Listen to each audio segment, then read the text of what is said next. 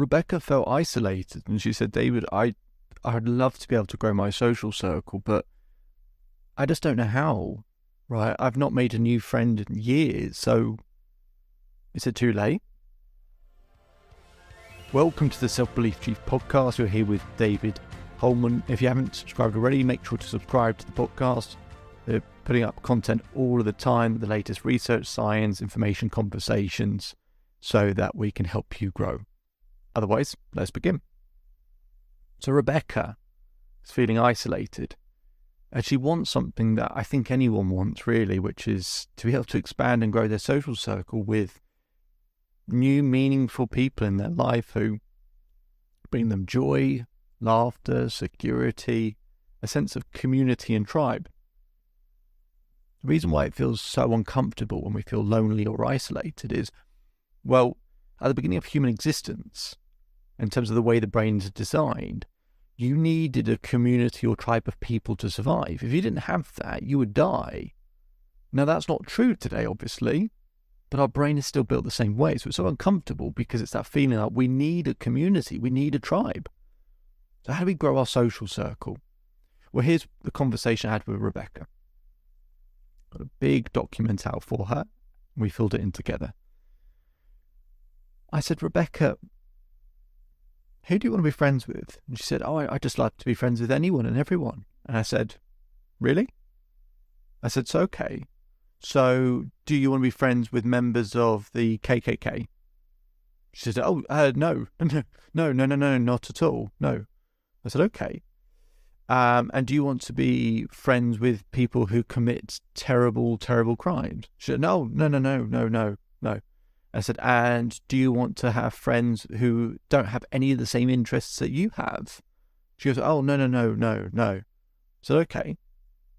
So in that case, we need to work out who you do want to be friends with. I said, describe to me your ideal friend.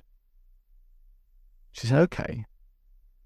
So my ideal friend would have an interest in arts. They would have an interest in anything creative. They would love even little things like going to museums. And they would be spontaneous. They would have a sort of smiley disposition. And so on and so on. I said, okay, great. So, and she provides more and more detail. And the more detail that she provides, the better, because then we can know what the bullseye is. We know what we're aiming at. I said, okay, great. I said, for this person, what do you need to develop and what do you need to let go of to meet this type of person? She said, do you know what? Maybe I need to be less needy. I said, okay. So then I started to show her how she can meet her own needs better. So we remove that particular problem. Then we go, right. So based on the person we described, how does this person spend their time? She starts going through, they probably go to these classes and they probably go to these groups and they probably do this at the weekends and probably do this and that. I said, okay. So let's create a plan to do those same groups, class activities, etc. Because anything that you want to learn or anything you're interested in, you can do it from home, really. Or not everything, but you can do it by yourself is probably a better way of putting it. Why do people go to groups and classes and do activities? To meet other people. So you're not alone in feeling that. Everyone wants to meet new people. There's a quote I absolutely love, which is, the world is full of lonely people waiting for someone to make the first move. Make the first move.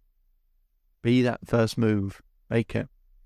Because there are people that will really appreciate it in the right environment. We just have to be in the right environment. And lots of people who you'll look at, maybe you feel like they've got the whole life together, but those people might not have the social circle. They might not have the variety of people that, want in their life, which is something we're going to be able to do now. So once we then work out the group class activities, etc., then we start, creating an action plan, actually taking action to attend and go to these things, go to them at least 3 times to see if it's the right group or class, etc. Because going once doesn't, you always feel a bit nervous, a bit anxious, you might feel a bit uncomfortable the first time. The second time you might go, I kind of enjoyed it a bit more. Third time you kind of go, I spoke to a few people. Find the right groups and class activities where you're doing something that you actually enjoy, where you've got an interest in it, where you can have natural conversation with people rather than forced conversation. Okay, so that actually people see you at your best because you're actually enjoying what you're doing. You see them at their best. You actually enjoy each other's company as a result more. Because they always see you at your best, they introduce you to more and more people because they think you're cool, they think you're good, they think you're lovely and passionate and everything else. And they introduce more people and more people and more people. So you've now got other people helping do some of the work to help you grow your social circle with people who might have similar interests. And that's where we can go from there. And then we test and learn and see what's working and not working. And we develop and we develop and we develop. But here's one way not to be able to grow your social circle. Don't take any action. Don't do anything. Don't attend anything. Don't do any work to work out who the right person is or the right types of people are.